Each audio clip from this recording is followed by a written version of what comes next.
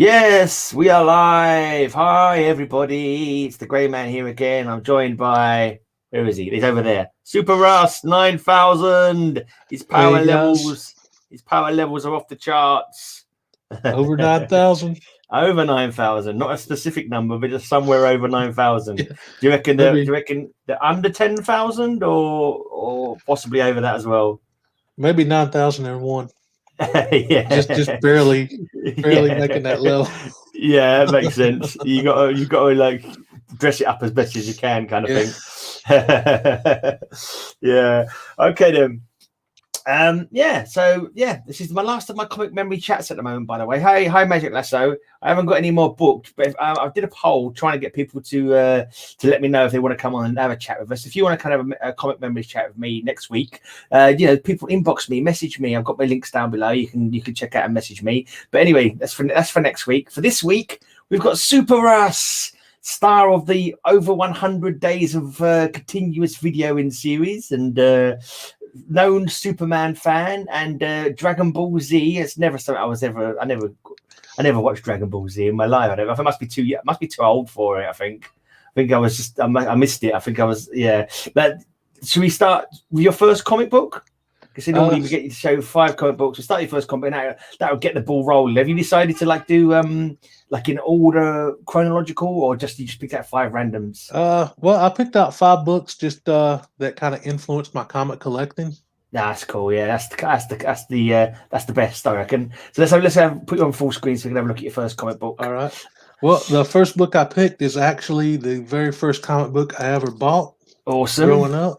Awesome. Action Comics 688. Oh, Reign of the Superman. Yeah. Yep. I was speaking to Matilda. She said, I wonder if he's going to show some Superman. She says, I want to hear some more about his Superman stories. Yeah, I collected Superman around that time as well, actually. I think I was a bit silly and I started collecting after the death of Superman. I don't know how I managed to do that. But when I came to collecting later on, when I came back to the hobby and decided to collect ones I missed in the previously, I was surprised that I hadn't got the death of Superman, but I realized I bought it in a trade.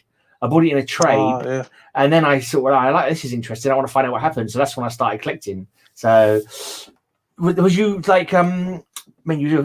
it if your first comic book, was you reading at that point? Was it TV shows that made you want to buy comics, or any particular reason? I didn't really know a lot or anything really about comics. I knew the characters from the movies and animated cartoons and stuff like that, but I hadn't never picked up a comic before. All right. And when I picked this up, and I didn't even know that the death of Superman had happened, because this was the first comic book I ever read in my entire life. Is that the Cyborg Superman? I just put you in big again. I need to double check. Is that the Cyborg Superman? Is that the Cyborg Superman? No, this is the Eradicator. Oh, the Eradicator, right? Yeah, cool. But I had no idea any of that happened. So, and I knew Superman from the Christopher Reeve movie. Yeah. But when I picked this up and I started flipping through it and reading it, and I found out Superman was dead, I was like, "What? How?" Yeah. So that led me he can't die. He's Superman. Yeah. That's what led me to go back and start getting the other issues before the death of Superman to find out how that happened. That's got to be a confusing time to start off. It blew my mind as a kid. Yeah, you look at the Eradicator. I'm assuming you're thinking the Eradicator with Superman, and then you find out he's not Superman. And then did the Cyborg and Steel and Superboy turn up as well? And what the hell's going on? Yeah.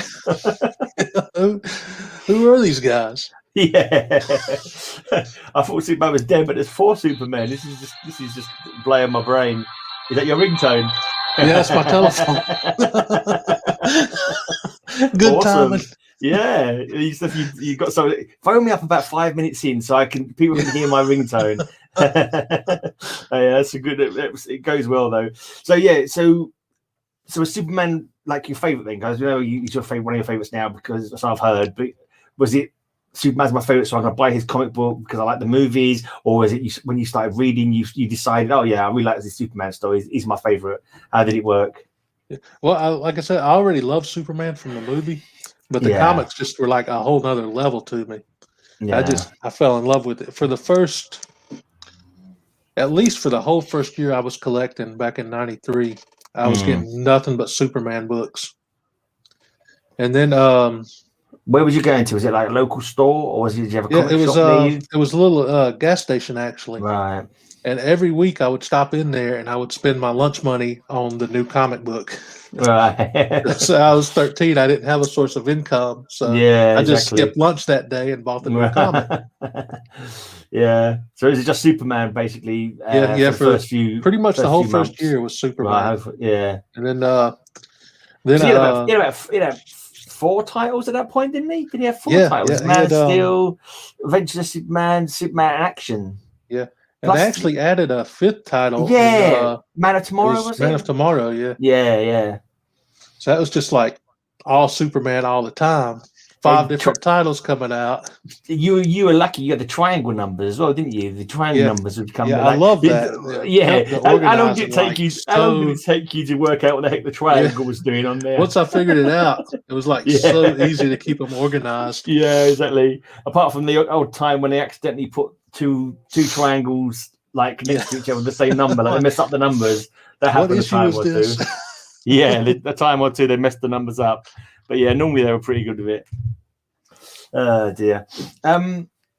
Yeah. Do you remember at the time? Did you think the cyborg Superman was maybe the real Superman, or did you think maybe because that was the kind of thing they were kind of pointing out, weren't they? They were trying to suggest that it might have been the real, I kind of thought that. I thought maybe he was just so injured they had to replace part of his body with like cyborg stuff. Yeah. But then, he blew up Coast City. Yeah, I know. The sod. Yeah. I didn't like that, man. I didn't like that. Because I was really like a keen Green Lantern. One of some of the early comics was Green Lantern that I bought. And it blew up and that set off the whole in the old bloody what's he called? The Emerald Twilight story. Yeah, what's his Parallax? Parallax, that's it. I keep thinking Paradox, but it's not Paradox. I can't remember his name. Yeah, the whole Parallax saga, and then Hal gets killed and then by Green Arrow, and then he becomes a Spectre. It's like, wow. Yeah. It's been some long old chapters in DC Comics, isn't there? Like, Flash was dead for blinking, I don't know, 30 years or something. Oh, yeah. Hal was gone for at least 10 years. Superman was only dead for about a month. A couple months later, he was back. Yeah, he got over it real quick. Yeah, but that was actually my first introduction to Green Lantern too. That crossover he did with the Reign of Superman. That was the first time in my life I hadn't even heard of Green Lantern before that. Right. Yeah, so that was like my first introduction to him, and then a couple issues later, Hal was gone and Kyle Reiner took over. Yeah, that was Did you start collecting the Green Lantern from that point, or what? How did you move on from to Superman? How did you move on from there? More pocket money, or the first? Did you start holding up the garage? The first book I got into after Superman, I started getting into the Batman books because of the animated series. I started watching that, so I started picking up Batman books. And the first Batman book I picked up, he got his back broken by Bane. So it's like my first Superman comic, Superman's dead. My first Batman comic, Batman's in a wheelchair. Yeah, you're like the death of superheroes. You're like kind of like superhero plague. Like whenever you read them, they die. Like first time you discover Green Lantern becomes a bad guy. Superman's dead. Batman gets his back broken. Oh, no. I came in at a weird time in comics. Yeah, that's true. Yeah, at least you persevered with it. Though. It must have been really weird though around that time to be a new collector, just to like see everyone dying as soon as you start reading them. Like, what's going on? Yeah. Yeah. What about did you have like a favorite Superman villain in them early days? There's quite a lot of different villains of the week, wasn't there? And also sometimes the stories didn't sort of the triangle numbers. Quite often the villain would still stick in that title, wouldn't they? And you go to the next title, and even though it kind of crossed over, it'd be a different villain he was facing in that title, if I recall. Well, Doomsday was a big one. Yeah. Because once I went back and I read the Death of Superman storyline, and saw like how like unstoppable Doomsday was. Yeah, that was like my favorite for a long time. Yeah, freaking It kind of weird story. I mean, sometimes I look back on it. I think, well, how long was he underground there in that bunker? How come it took him so long to break out? How comes he's still wrapped up in that costume thing? How come he didn't break out at first before he started? Yeah. Don't think about these things too carefully. Why didn't Superman fly him off into space and throw him into the sun? That kind of thing. Yeah, for real. Yeah. Apparently, Paolo had a similar. Adam Warlock died, Elektra died, Guardian Malphite died, all in the space of a couple of years. Yeah, I suppose it's been going on forever, I guess, for quite a long time. I suppose the old heroes dying in your comic books. Are you still on that same Superman run? Have you got continuous from that very first comic book all the way to today, or have you had a long time out? I quit collecting in 1999, right before it was about to be 2000. Right. And from 99 to 2015, I didn't collect anything. She's out for a long time. What made you stop? Well, I got to a point where I had to sell off a big chunk of my collection to make it financially. Yeah. And that killed me on the inside. Yeah. And I stopped collecting for the longest time. The only box I kept was one long box of Superman books. Everything else I sold. And around 2015, I was cleaning out my closet. I saw that long box, and I pulled it out. I started flipping through it. And next thing I know, I was in a comic book store buying back issues from the 90s, trying to get back all the stuff I had to sell. I suppose that's your favorite era is the 90s, I suppose, since that's when you started. I didn't mind them. Some 90s DC I liked, but 90s Marvel, I just completely went off 90s Marvel. Really? I just couldn't. There's something about them. I just started not enjoying them, so I went full DC in the mid 90s, and stayed there till 2013 when I quit myself. Right, so we can have a look at your next book then, so we can. All right. The next book is actually another Superman book. Okay, cool. Got the Polybag Death of Superman. Right, so kind of rehashing the same old same ground. It was quite a moving story, though, wasn't it? I thought it was very moving. When he's there on the ground, and they're all trying to revive him and that kind of thing, and Lois is crying, and probably Jimmy's crying as well. I can't remember now, but yeah, it was pretty heavy. No. This is actually part of my video today. Okay. Because I actually just got this book in. All right. I had a sealed copy, but the bag was so beat up and kind of gouged and tore. I decided to open it. Right. And I wanted a mint sealed copy, so I ordered one. Right. Does it have anything? Well, did they have anything else inside? Or was it just the comic book inside? There's no like. It was like a black armband or something like that. Yeah, it was an armband, a card, like print up of a newspaper clipping from the Daily Planet, and no, I think there was a poster, but that was in the Adventures of Superman 500 one that had the poster, I think. Right. Cool. I thought that the most poignant thing about the death of Superman was because Lois couldn't say that she knew him, because obviously it was a secret relationship, and his parents, Ma and Pa, couldn't bloody well go to the funeral. It was that was quite heavy. That was kind of like the most tear-jerking kind of scenes. I always get confused with Ma and Pa though, whether they're alive or not. Because it's like reading some of the older comics, they died or Pa died, and then the more modern ones, he's alive again. And it changed so many times. If I remember right, Jonathan Kent actually had a heart attack during the funeral for a friend storyline. Oh, that's right, and he's kind of crossing over almost crossing over, isn't he? In that Adventures 500, and he gets Superman to come back. That's right. It's been so long since I read it. I can't remember if Jonathan Kent stayed dead after that, or if he came back as well. I think he got revived as well. I'm sure he did. Well, I think he did anyway. So a long time ago now.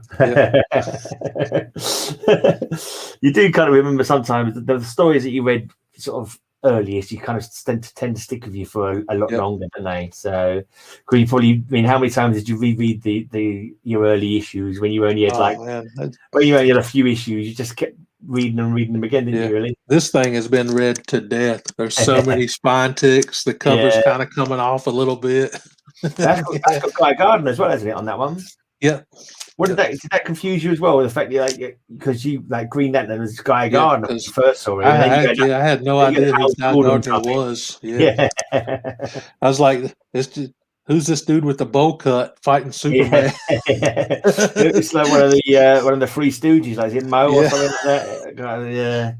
Got a question from Magic Lasso. Wants to know which Superman actor do you think is the best and the worst? Oh wow. I'm terrible at it. I never can make up my mind on what's best and worst of anything. Comics, characters, actors. Nah, I don't. I really don't do it. I really loved the way Tom Welling did the character in Smallville. That was a huge show for me back in the early 2000s. I never missed an episode. Yeah, but he didn't really play Superman. He played Clark Kent, so I don't know if that counts. Yeah, well, they're the same, aren't they? They're the same person. Yeah. Although, but you say I suppose you've got to play him slightly different, haven't you? You know, Superman is different, although he's the same person. You got to play him with that kind of, I don't know, what's got a regal air Superman's got, or like he's kind of like a regal air, isn't he? Like he looks like a king or something, like the way he sort of walks and stands. I'm not sure how you describe that. Super confident and I don't know, like a heroic air, isn't he? Old Superman. It's hard to pick. Got to be all like bent backed and glasses. Yep, it's hard to pick a worst. Yeah, because I haven't really seen a Superman I didn't like. A lot of people didn't like Henry Cavill in Man of Steel because all the destruction and killing Zod and all that, but I enjoyed that movie. I like that a lot. I like darker take. I like the special effects of the knock 'em out, drag down, slag 'em out fight kind of thing. Yeah, that's like how a super fight would look. If like two people of like, you know, insane strength beyond anything we'd ever know on this earth. Like they're not going to go path and they're going to. There's no way for them to fight and not create destruction. Yeah, exactly. Lasso says he doesn't care so much for Dean Cain. Really? I like the 90s series. Yeah. The first season or two was pretty good, but then it started getting like really, really ridiculous. There was like a storyline where Tori Lois got married. Hatcher, was it? Yeah, she was Lois. She was nice. But I remember a storyline where they got married, and it turned out it wasn't Lois; it was some like clone of Lois. And there was a scene where she like ate a frog or something. And this show was ridiculous. As a Silver Age Superman movie, it was so weird. Normal. That sounds eminently believable. If you read Silver Age, that makes perfect sense. I'm surprised she wasn't a robot. It was such a weird episode that would kind of took me out of that show. Apparently, H.G. Wells shows up in a time machine at one point in that 90s series. Oh yeah, I remember that. What about the new series? Have you had a chance to see the new series yet? There's a new one, isn't there? I still haven't watched it. I think there's 4 or 5 episodes out now. Yeah, is it Disney? I actually watched I watched Magic Lasso's reviews on those, and I've been meaning to check it out, but I just haven't got a chance to yet. Yeah, is it Disney Plus, that one, or HBO, or no? It's a CW show. Oh, it's another CW. Okay. Yeah. What about the rest of the Super family? Was you ever like into Superboy, Supergirl, Crypto? Yeah. Well, my first introduction to Superboy was the one from the Reign of Superman storyline. Yeah, and I really liked that at the time because I was 13. There was this kid with this leather jacket with the S on the back. I thought, that's freaking awesome, dude. I wanted that costume so bad. Yeah, it's quite cool. But yeah, after I started getting into older comics as I got older, I started reading like some of the old Superboys, some Superboy in the Legion. Yeah. Some older Supergirl comics. I was pretty much all into the Superman family. You did a little Supergirl video the other day, didn't you? Yeah. Yeah, So I did showing off some of your Supergirl comics. You've got quite a few old ones, haven't you? I remember seeing them. I think you showed them before. You've got quite a few old of the Supergirl ones. Yeah, I've got the Supergirl tryout before. It was like a That's year good. before Oh, well, that's cool. they did the Kira Zor-El Supergirl. Right. It's interesting. I get confused like nowadays because obviously things change so much. I keep thinking that Power Girl, her origin was Power Girl's origin not originally the same as Supergirl's origin? Wasn't she from a Kryptonian city that broke off from Krypton? I'm sure she was from Argo City originally as well. I can't remember now, but I know because she was like an Earth 2 Supergirl, wasn't she? I think so. And then they after the whole Crisis thing, they made her an Atlantean. Yeah, everything changed. Yeah, he just got confusing as heck. What about which is your favorite, Crypto or Streaky the Super Cat? I gotta go with Crypto.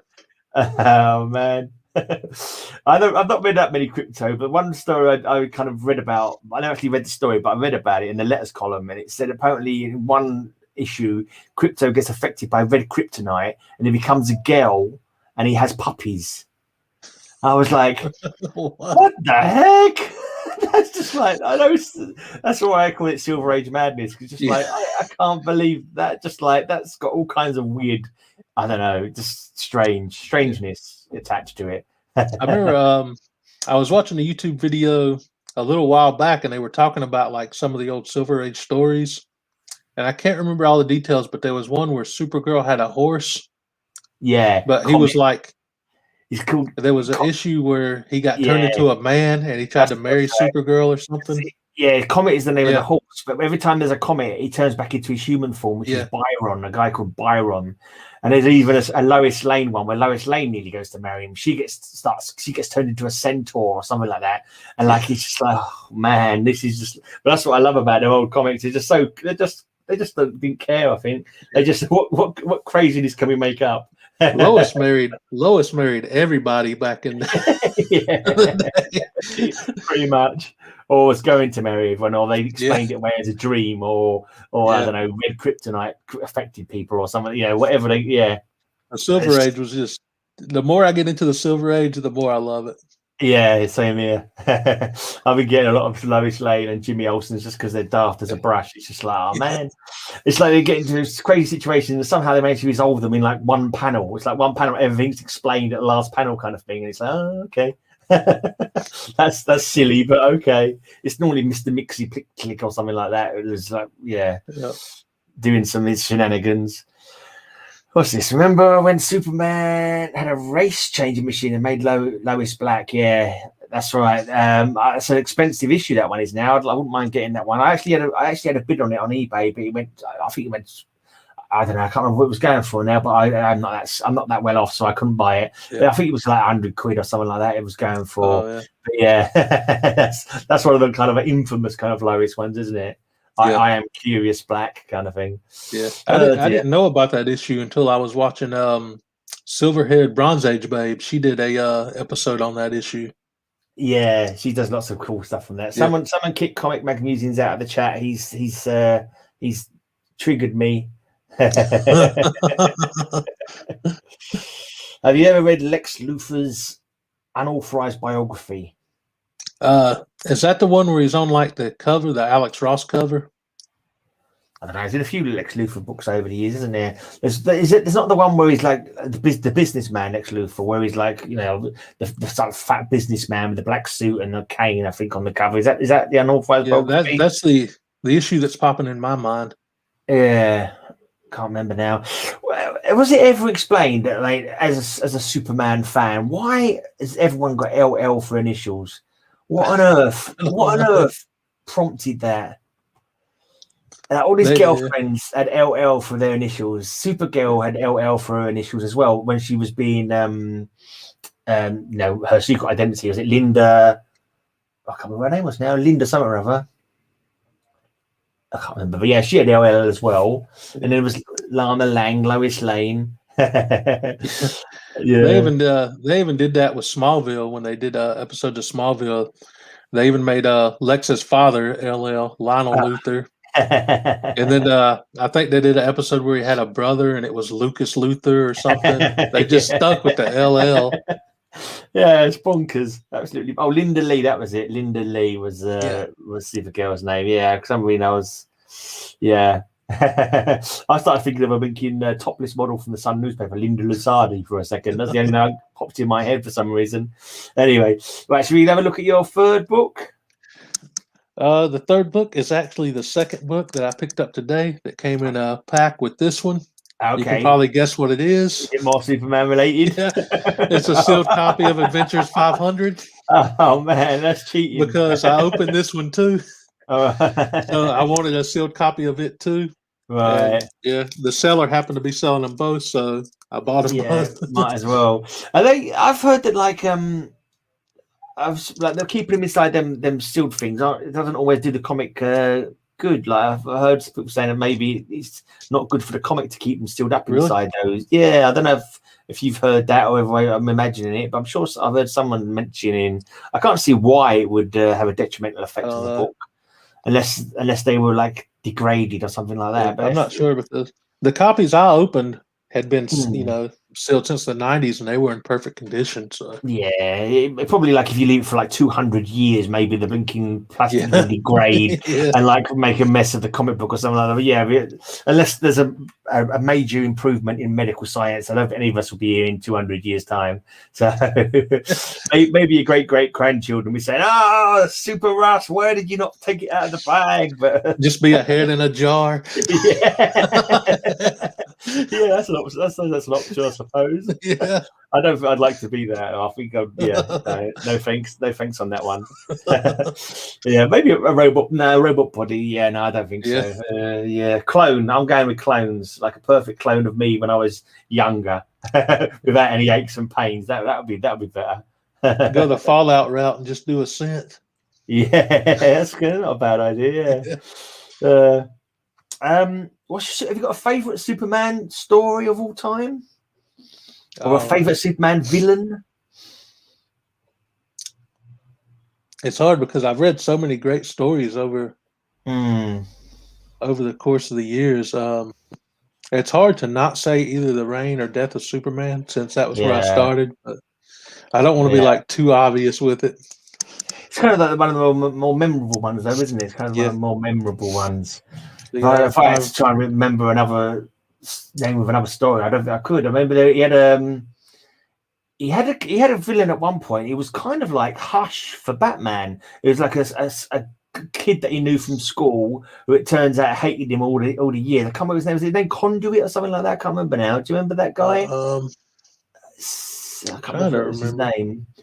He was like Clark's friend from school, but for some reason he hated him. It wasn't too far after the death of Superman. Oh, what about the Superman Red and Superman Blue? Oh yeah.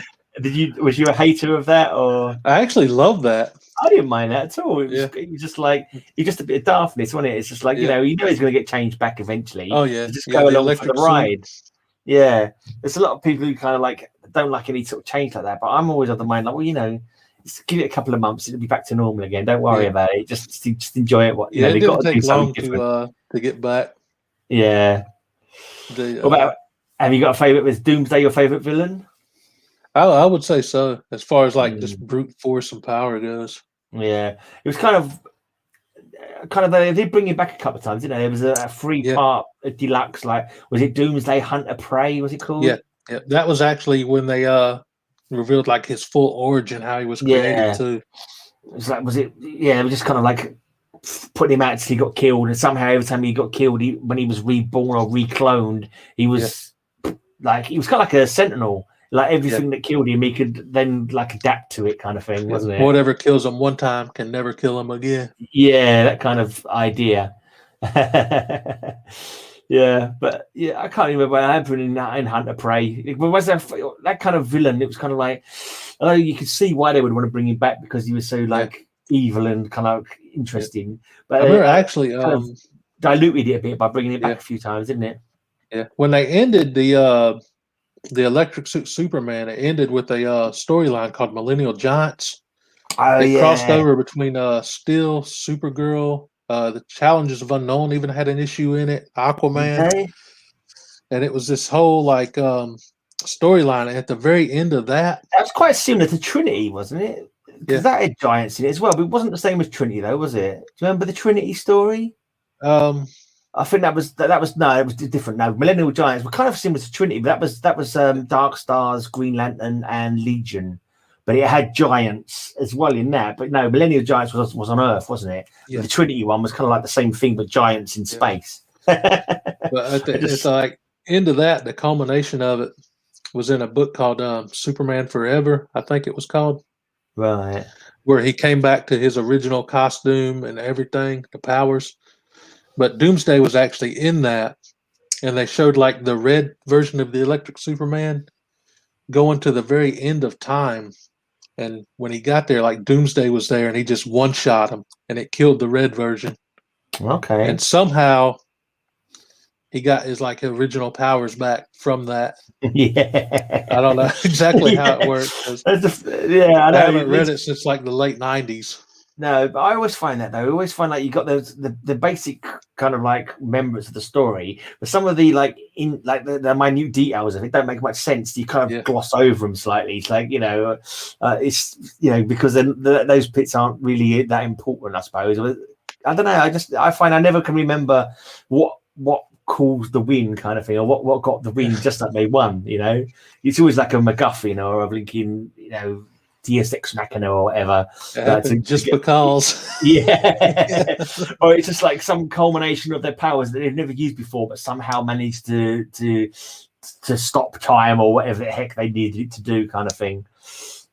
Or they use their will really, really hard. Like I use my will never as much as I never had before, and it's managed to do what I wanted it to do. Just a new power out of nowhere. Yeah.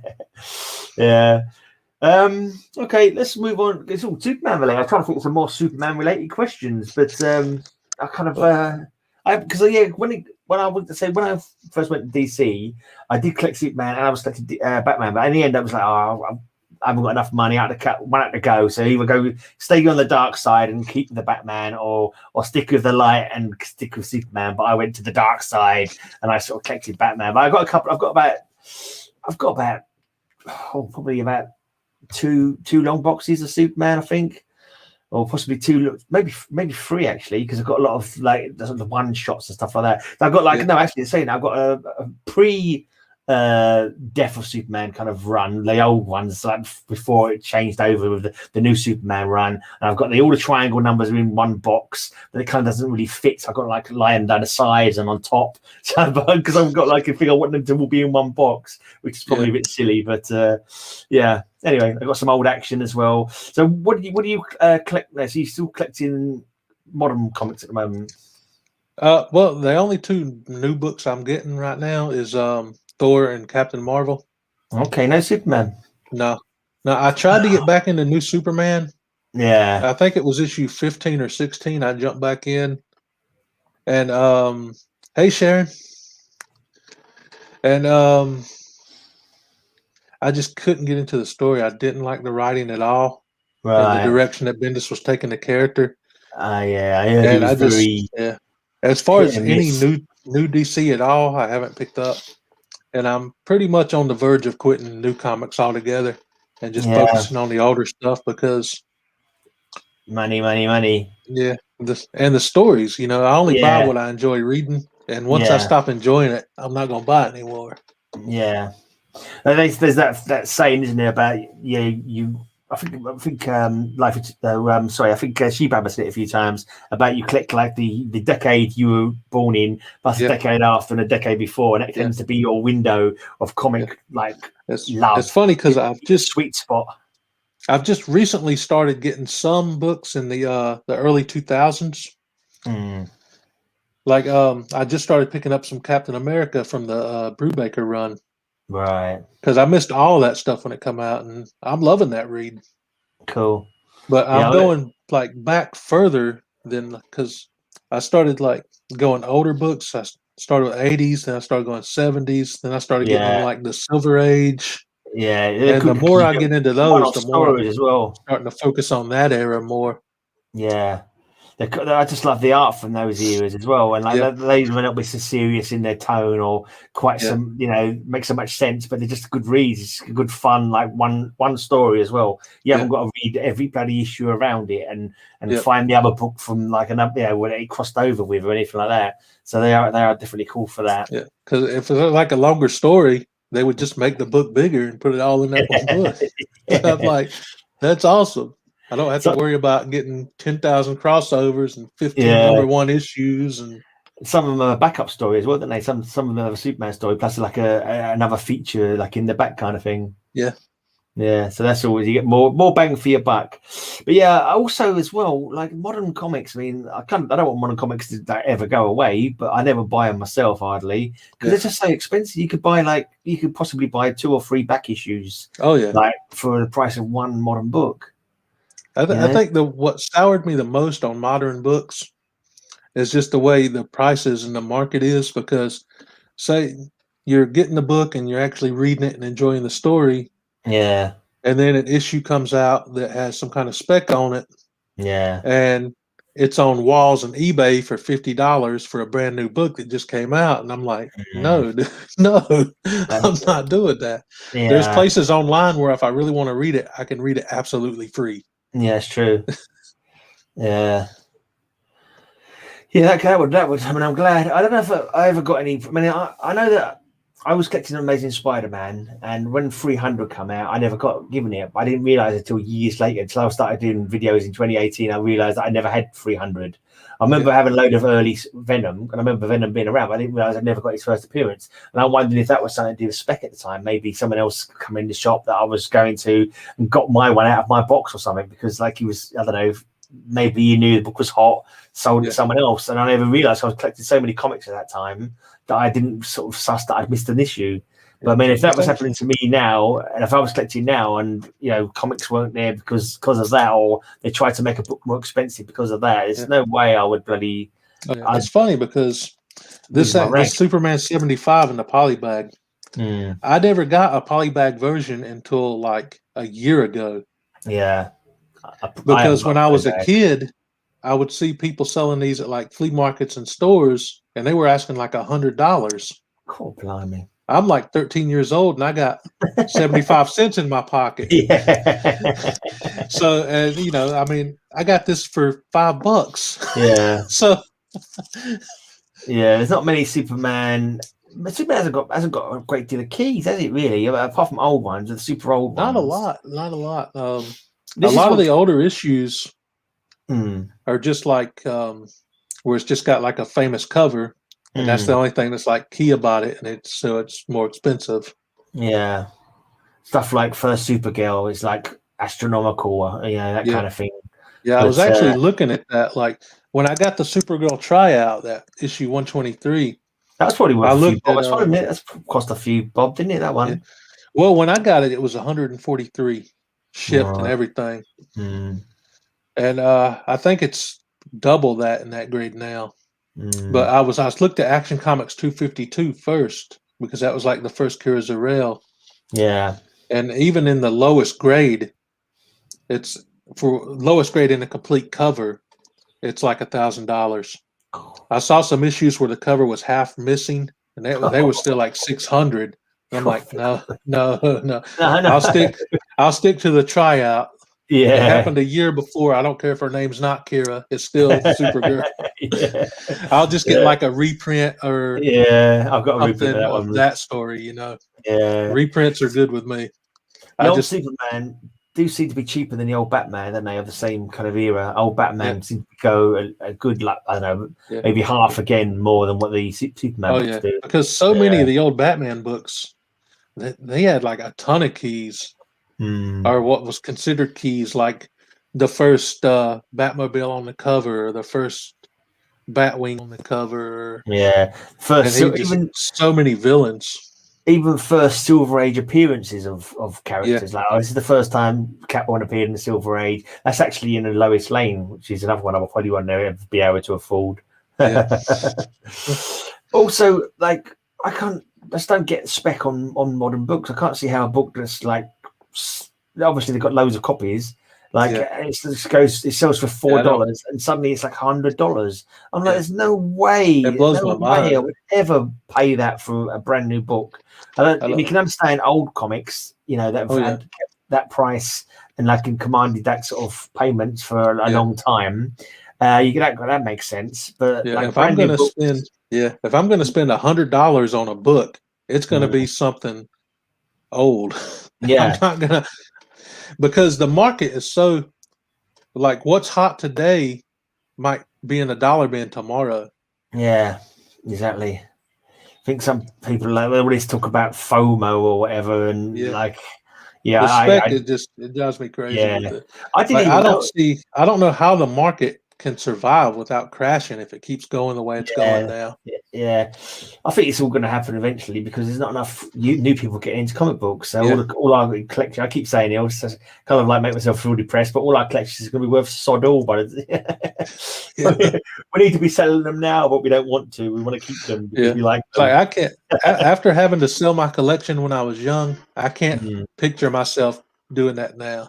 No. It's like I'll just go live on a box on the side of the street with my comics before I sell them again.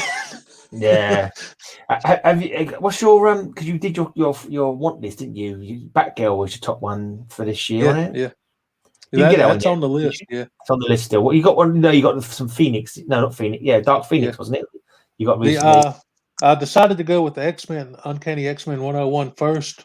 They're expensive, aren't they? X-Men. Yeah. That book I was noticing was just kept on rising and rising.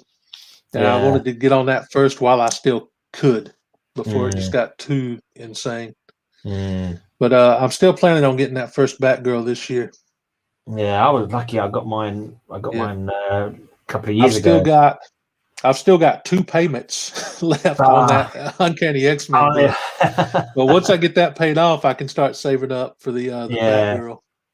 I thought about that because I was kind of like one of my ones for this year was Atom #1.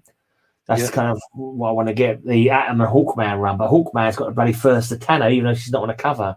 That Hawkman #4, the first Satana is. Oh, it's huge. Yeah, never mind. We get what we collect, what we can collect, and have to be content. Right? Did we see that was that your 4th book you showed us? Then was that your 3rd? That was the 3rd. I've got 2 more. I always lose count, mate. I tell you, I never once have I managed to keep count of what comic book we're on. This is where I'm actually going to mix it up a little bit. This is not a Superman book. I'm kind of glad because I think we've exhausted the Superman conversational gambit. This is actually Spectacular Spider-Man issue 250. Okay, I've not seen that cover before. I don't think. What is significant about that one then, other than the return of evil? Yeah, this was the return of the Norman Osborn Green Goblin. Okay. Yeah. And this issue, it just made Green Goblin my all-time favorite Spider-Man villain. Right. The storyline and the way it went. That's quite a long time. A little fold-off cover. Because Norman Osborn died in was it 70s that he died? Do you remember? I think so.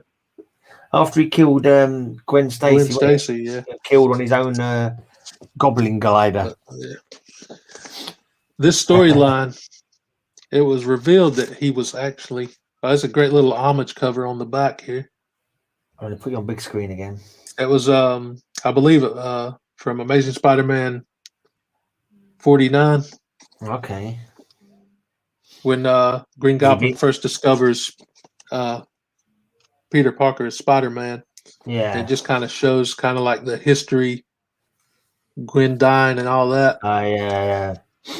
But it was revealed in this issue that every bad thing that had ever happened to Peter in his entire life, it was Norman Osborn behind the scenes. All right. Orchestrating it all as a mastermind. Yeah. So this issue, this wasn't the first Spider-Man I read. The first Spider-Man books I read was the Maximum Carnage storyline. But this issue is what really made Spider-Man and Green Goblin particularly stand out to me as just a great book. Yeah. I mean, Spider-Man was one of my early favorites. Like definitely one of the characters. I remember the cartoon, the awesome tune from the cartoon was always cool. Yeah. But the radioactive spider blood. Yeah, exactly. Yeah, it does whatever a spider can and all that. It's like awesome. But I kind of went off him quite quickly. Not like when I was reading him for a few years, and it just seemed to me that he never seemed to resolve any of his storylines. They seemed to drag on forever, and he was like nothing but angsty all the time. And it always turned out that it would always be someone that you knew whose secret identity was really one of his villains, kind of thing. It was never a complete unknown person. It would be the new guy who was doing the office work in the Bugle happens to be this villain or something like that. Yeah, it just seemed to me that nothing ever got resolved, and he spent all of his time being. I remember one issue. I think it was issue 400. It was an anniversary issue where Aunt May died. Okay, but later I think. If I'm not getting the issues mixed up, a little later it was revealed that it was the Chameleon posing as Aunt May. Okay. Or I think, unless I'm just totally making that up and I got stories crossed. Yeah, that Chameleon's a bit of an odd one, though, isn't he? Because I thought he could only change his facial appearance. So how does he make himself look like a little old lady? Can he also alter his body as well, then? I didn't remember him being able to alter his body. I don't know how the Spider Sense didn't pick that up. Yeah, convenient. Conveniently. Happy anniversary, your auntie's dead. But I mean, the thing is, with so many years of comic books, they've got every kind of story. It's hard not to get some of the stories crossed. I could be remembering that wrong. Oh yeah, definitely, yeah. Well, it's hard for even the writers to sort of come up with new stories. And I suppose, like with Norman Osborn being dead for so long, it was like, well, what can we do? Let's bring him back. And then I wonder how many times before they actually brought him back, they considered bringing him back. It's probably every few years, someone would say, "Can I bring back Norman?" No, you can't bring him back. He's dead. And then "Can I bring? No, you can't bring him back. He's dead." And there'd be a new editor. Like, "Can I bring him? No, he's dead." And then suddenly they went, "Yeah, okay, then why not?" This is the week. Let's do it. And I'm still waiting for Uncle Ben to come back. Uncle Ben's, I think they say he's the only one who's never come back. So it used to be Bucky as well, but he's been Winter Soldiered back into existence. Flash was dead for a while. When Flash was dead, he turned up in the Marvel Universe for a while. I don't know if you know that. In the Quasar comics, Flash turns up in the Quasar comics. I actually heard that just the other day. Yeah, it's quite funny. Yeah. Oh, apparently I'm gonna have to look that book up. Yeah, Marvel is dead as well. That's true. Yeah, Captain Marvel. He's dead, and he's had a whole slew of replacements, hasn't he? He's been about 2 or 3 other Captain Marvels after him, wasn't there? Somewhere a Marvel exec is listening, and Uncle Ben will be resurrected in the next issue of Amazing Spider-Man. I'm seeing Uncle Ben being resurrected with Marvel, like a body meld, like somehow their bodies, like some kind of time traveling thing. Marvel was sent back into the past, so he didn't die. He somehow merges with the body of Uncle Ben. Yeah, he's been the herald to Galactus this entire time. yeah. Did you read that comment where Aunt May was Galactus's herald? Have you read that one? I haven't read it, but I saw a breakdown of the issue on YouTube. Yeah, a bit of craziness. Well, I think it was one of the assistant editors month or something like that, where they do all kinds of crazy stuff. Have you got? Is Green Goblin your favorite Spider villain? Yep. Do you remember your very first Spider-Man comic? I can't remember the exact issue, but it was a part of the Maximum Carnage storyline. Oh yeah, I remember you saying that's right. Yeah. It's quite late on. Well, was it mid-90s, early 90s? I think it was mid-90s. Yeah. I kind of think that definitely one of my early Spider ones was a British reprint of an old I think it's Amazing Spider-Man Annual #1, the first appearance of the Secret Six, not the Secret Six, the Sinister Six. Yeah. Yeah, I remember having that as a kid. Like, I read that. I actually discovered that issue again. Like, I was like, I was thinking about it. And I had a comic memory with somebody else. I was thinking about that, and then I was looking for a box of like British comics, like magazine kind of stuff. And I found it. I was like, oh man! I was so happy to have found it again. I remember reading a lot of the older Spider-Man stories through through reprints and stuff. Yeah, Because they had Marvel this, Tales, that kind of thing. they had us. I think it was called Spider-Man Classics, Okay. and it reprinted like the first couple, the first issues and stuff, like the first Doctor Octopus and stuff like that. So I read most of those through reprints. They had Marvel Tales starring Spider-Man for a long while, didn't they? Which was reprints. Yeah. I'm not sure. Is that one still going? I don't think so. Probably not. No.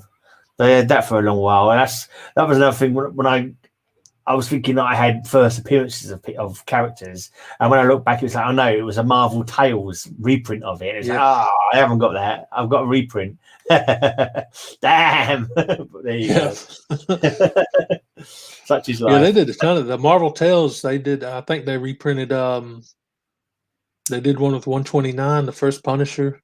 It had a Marvel Tales reprint. And a bunch of. I think the Death of Green Goblin and Gwen Stacy storylines had Marvel Tales reprints too. Yeah, and I've got Marvel Tales reprint of the first Morbius. I think it's 101 or something like that. Yeah. For some reason. Little grey man, you make me laugh. I'm not sure what I said now. I'm not sure what I said this time. Have you got a favourite minor character that you think, I wish they did more of this person? Oh man.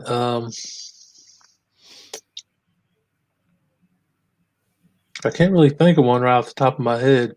I know you're probably thinking about Jimmy Olsen. I actually think of Jack of Hearts when it comes to Marvel. Yeah.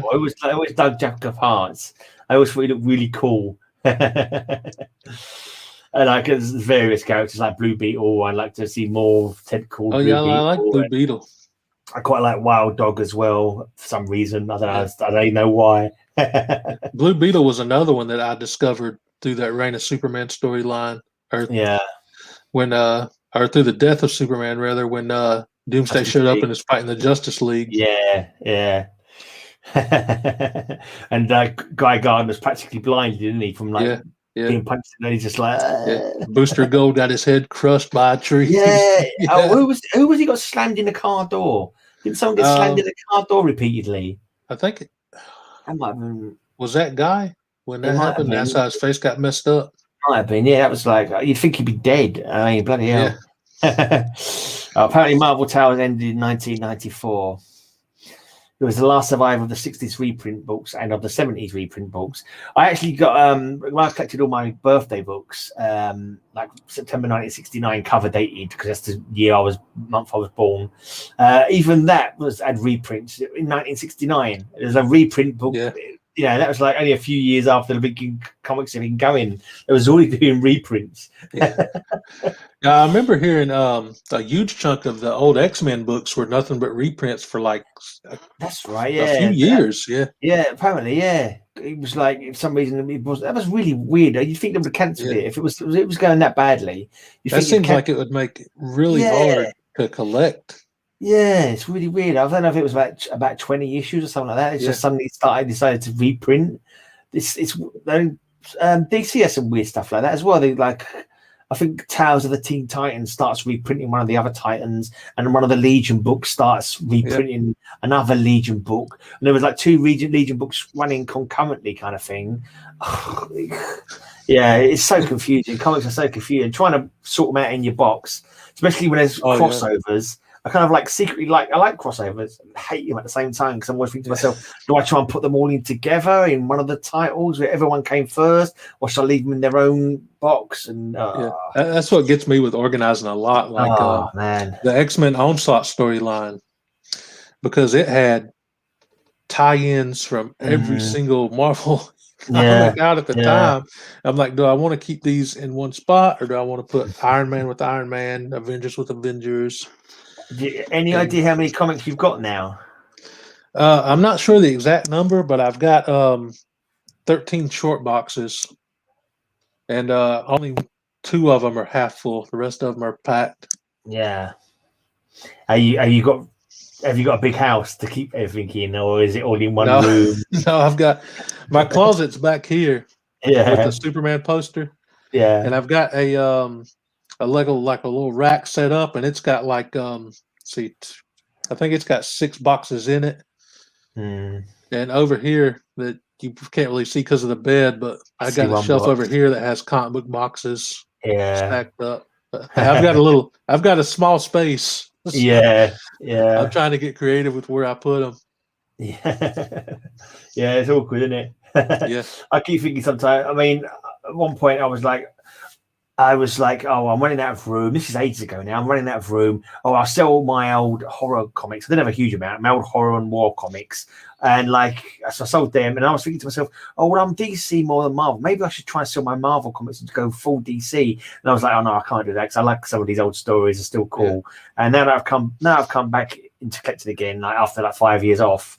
I didn't mean I was just looking for things to do on my channel because I just did whatever, I didn't do. This channel has been going for years before I started showing comic books on it. Literally just posting up whatever I wanted to, like gig footage. And my first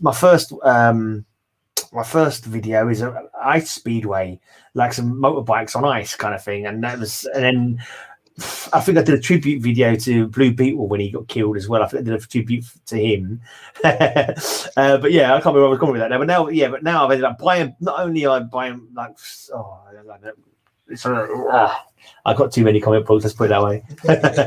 I've even started trying to buy back the books that I sold, the horror and the war books. Every time I see them, I'll pick them up again. Oh, that's one I used to own. I'm going to buy that. It's the same way. Every time I see a '90s book. Yeah, and I remember that cover. I'm like, it's coming back to the collection. Yeah. Streamlining collection. Yeah. There are some people who have got the mindset just like, oh, I'm going to sell these.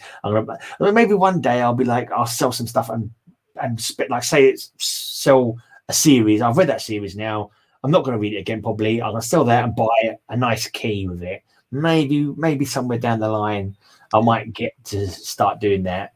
I've thought about maybe trying to like sell some books and just kind of make it like fund the hobby. But every time I think about selling a book, I start getting like my anxiety starts going off. Like I can't, sweaty palms, prickly skin. I just can't imagine selling my books again. Yeah. I worked too long to try to get them back. Yeah. I know what you mean. I've got like books that I want to sell. I haven't even got around. I just can't. I don't know why. I'm kind of weird. I went for a phase where I was like doing eBay mad, and I did a load of eBay. So all my old British comics, and like, and I was doing it for a good few months. And like every time I think of doing it again, I sort of feel like I can't go back to hobbies or going back to doing stuff that I've done before. Like it's like I do things like frantically for a while, a few months, and then I can never go back to them. Like, oh, I've done that now. I just sort of contemplate them. I go, no, I just can't get my head around it. Yeah. So I never got back to trying to sell the stuff that I need to sell on eBay. But yeah, one day maybe we'll see. We got one more book to go, haven't we? Yep. Let's have a look at that last one. This one is it's actually an X-Men book. It's Uncanny X-Men 350. Right. Gambit. Boo. Yep. I don't like it. I don't like You don't like Gambit? I don't like Gambit. No, I don't know why. I don't know why. I just didn't know. I just Gambit and Wolverine, I can really. Yeah, they can. It's funny because this is the issue. I knew Gambit from the X-Men animated series, and I liked him, and I liked Rogue. Yeah. But this was the issue that really made Gambit a standout character to me, and really made me love his character and Rogue's character even more. Mm. So this was pretty much the issue that made Gambit and Rogue my absolute favorite X-Men characters. You're probably going to kick me off the show now. No. Everyone's got different, like, I don't know. With Gambit, I can't even say what it is that like just makes me not liking them much. But I don't know. To me, as a kid, when I first started watching the animated series, it was like Gambit's cool Cajun accent. To me, it was just like the coolest thing ever. I think one of the reasons I didn't like it is like I always tried to read that, and I was always trying to piece out what he was saying. I found that kind of like hard to read. Like, and maybe that's one of the reasons I found him a bit annoying because I had to try and work out what he's trying to say, kind of thing. But this one has got one of those like '90s gimmicks, fold out cover, full covers that I loved as a kid. Do you still love them now, or do you look at them now and go, "What a load of rubbish"? Oh, they still these '90s full books, these shiny covers. Yeah, I love them. I've got the X-Men Alpha, Omega, and X-Men Prime full covers. Yeah, The wraparound. I don't know, man. I'm still a sucker for these. Yeah, it still There's gets you Rogue excited. up in the quarter. Back in the day, yeah. What about modern? What about how are you with modern books? I see you talking about stopping, like picking them up, but I just don't find the cover art of modern books anywhere near as exciting or as interesting as old ones. A lot of them aren't. It's like the new Thor and the Captain Marvel series. The reads are actually really good. Yeah, but a lot of the art and the covers and stuff just aren't really stand out. But the stories is like what's keeping me on them. Yeah, that always annoys me as well. With the covers have got nothing to do with what's going on in the book. Yeah. I mean, at least back in the day, it kind of happened sometimes as well. They'd show you a scene that doesn't actually appear in the book, and like, they'd fool you into buying it, but kind of thing. But at least it was kind of like somehow related. But now it's just like a picture of the character who may or may not be in the comic. That happens a ton now, especially with variant covers now, and they do like a theme. Like they did DC did Wonder Woman 84 theme, and every comic that came out that month had like a Wonder Woman related cover, whether she was in the book or not, which I'm not complaining about because I love Wonder Woman, but I didn't buy any of them because I wasn't reading them. Yeah, that would confuse. I remember I was watching. I think it was Surly Tim who was showing he got made to get like a $1 comics or 50-cent comics or something, and he hadn't realised he was picking up the same one twice because he was picking up the variant covers. By accident. He only wanted one of each, but he was kept accidentally. He was going through it. I've got this one. Oh, I got this one. I've got this one already. And he was doing it over and over again in this one haul video he was showing, and it was like that would annoy the heck out of me as well because that's the thing with because a lot of the variant covers. They look amazing. Yeah. And if you're not careful, you'll fall into just like a cover buying thing where you just buy it for the cover and you put it in the box and you never read it. Yeah. I don't like doing that. No, I wouldn't. Yeah. I fell into that trap. I say around 2018 or so, I fell into that trap. Yeah. And I found myself just spending so much money on new comics that I was never reading because I was just buying it for the cover. Yeah, and I stopped all that and saving up for like books that I know I love. Yeah, that would never ever occur to me to do that. I'm literally because I was always about reading and wanting to read the story, wanting to get the whole story, and it was always also with me. I never really worried about who wrote them or who drew them. It was just about the characters. I want to read that character because I like that character, and it wasn't. I didn't know anything about artists and writers, their names or nothing. Exactly, until I started like watching, like when I first got into YouTube and I started finding channels like Metarog, and I actually learned who the writer and artists were for books that like I didn't know that. Somebody would say like, "Who's your favorite writer?" and I'd be like, "I don't know." Yeah, there's a few that I kind of remember reading their stories and enjoying their stuff, but not that many. And like, there's probably I don't know, maybe 2 or 3 artists. If you showed me their art, I go, "Oh yeah, that's Brian Boland. I know him pretty well. That's Kevin O'Neill. I know his stuff. Steve Dillon, maybe I'd recognize." But like until just a couple years ago, the only artist and writer I knew by name was Dan Jurgens. Right. Yeah. I would say like call off a name of an artist. I'm like, who's that? Then I would see the cover and I'd be like, yes, I got that cover. I was never one for I like Tom Mandrake as well for some reason, but so I kind of wonder not many people because I think he did Spectre. He did Spectre, which was a really good Spectre run. I think it was Ostrander. Is his first name Tom as well? Someone Ostrander. He did Suicide Squad and he did a Spectre run. I can't remember if his first name is Tom or not, but it's something Ostrander. Probably not. Probably Derek. I don't know. But yeah, I quite like the guy who did the Demon run in the 90s, Alan Grant, and he did some Batman as well. He did some pretty cool stories, but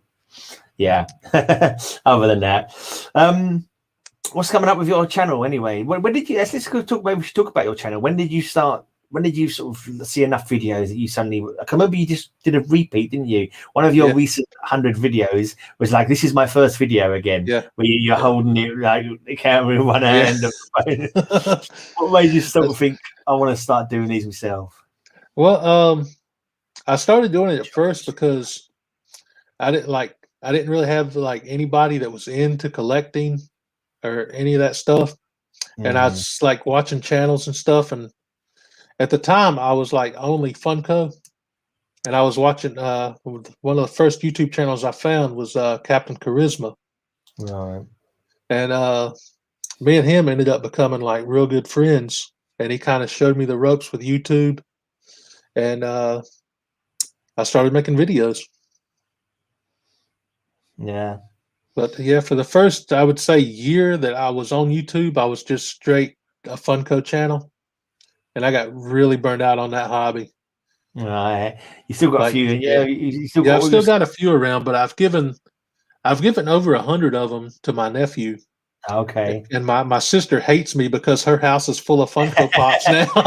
I mean, I was never into Funko Pops, so I kind of like looked at them and I thought that's not going to last as all these expensive ones. I think I just don't think the longevity of them is going to. Yeah, a lot of those prices. Yeah, stick, a lot of them now is just it's crazy. It's just like with the new comics in the spec market.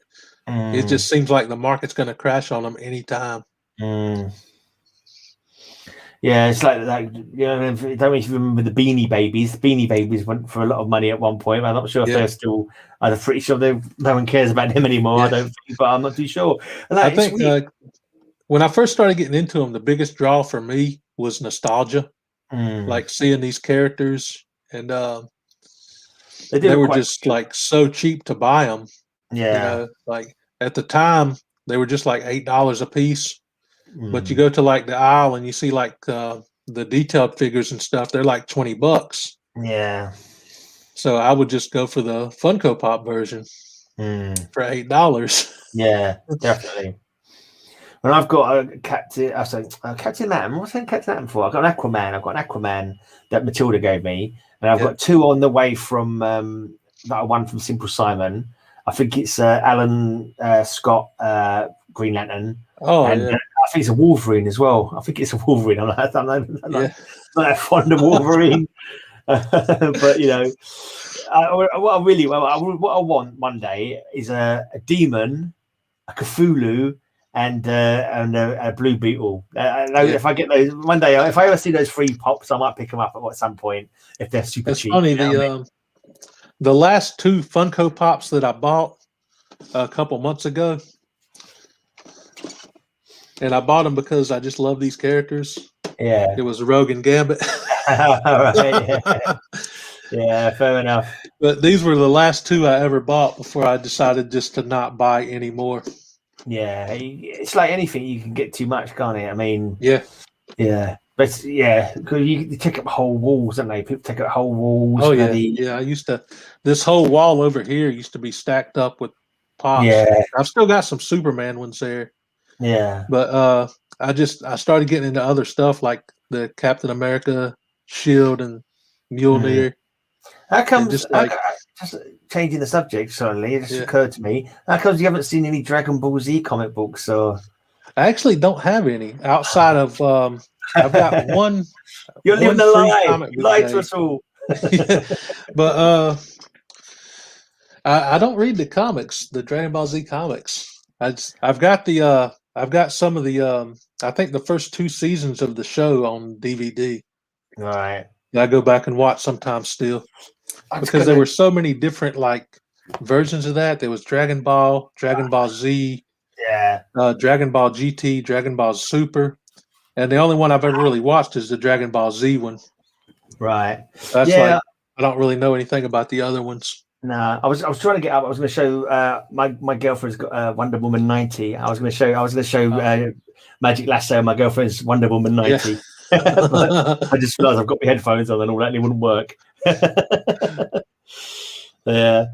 All right, man. What you say? You don't know what's going to happen with your video every day. Once you that could be addictive as well. That could be like it is like Funko Pops. You nearly was going to stop, when you and like you just keep. I was going to stop at episode. I was going to stop at the 100th day. Yeah. Originally, was it going to be just 1 month? Originally, it was originally just going to be January. Yeah, and I kept going, and then I decided to stop at 100. So I did that big live stream with Simple Simon and Life with two YouTubers, Kate and Rena. Yeah. And I was going to stop there, but the next day I kept going. And today will be 104. I've already got it filmed. I just have to edit it and upload it. Yeah. Are you still like kind of trying to think of ideas for it, or you just do whatever you? I mean, do you plan it ahead? You got them written down, or you just wake up? I don't plan. I don't plan anything. It's like if I happen to get a box in the mail, that's today's video. Yeah. If I got nothing, I grab a box, throw it up on my shoulder, and do 5 random pulls. Yeah. Fair enough. There's always something you can do, I suppose. Yeah. Keep going, Russ. Says Magic Lasso. He wants you to he wants it to be a thing. He wants you to be compulsive to do a video every day. I know Sharon kept wanting me to do the whole year, 365 days. Yeah. Like, man, that's going to be hard to pull off. So we'll see what happens. I'm not going to put a number on it. I'm just going to go until I can't anymore. Yeah. I think back in 2017, I did a year and a month, I think. Yeah, well. Previously, the longest I ever went was 60 days. So I've already beat that. Yeah. I was just thinking about, I was going back on some of my old videos. I was looking at Christmas. Just in December, I was doing 3 videos a day. Because I was doing my poem of the day. I was doing it was towards the end of Christmas. I was doing 12 days of Christmas. I was doing a song thing and like a comic video thing, like for blimey. Well, and I was doing my daily blog as well. Wow. Yeah. I know you were like several videos a day. Oh God, yeah. That's it. The thing with the view count is, even before this, no matter what I did, my videos would only get 20 to 40 views, no matter what. Same with me, man. If it was just 1 a week, if I did 2 a week, no matter. And now the views, well, they're basically the same, 20 to 40 views. So it hasn't really affected my view count. No, I get 16. Sometimes I get 16 views, and that'll be it. Well, what can you do? Just keep plugging away. Very rarely does it ever go above 50 for me. Yeah, I don't get over 50. Yeah. I've got I've been putting up a load of. I don't know if you've seen my free cell videos, just me playing solitaire. Yeah. Literally, some of those videos have got more than any of my comic book videos ever had. It's amazing, ain't it? When you just just do something different, and it kind of blows up a little. What happened there? Have you heard house phone? No. Oh, it sounded like it was that the phone repeating what you just said? No, it was the message on the house phone. Oh, okay. It sounded like you saying exactly the same thing he just said. I was confused. There. That's fine. I didn't hear it ringing.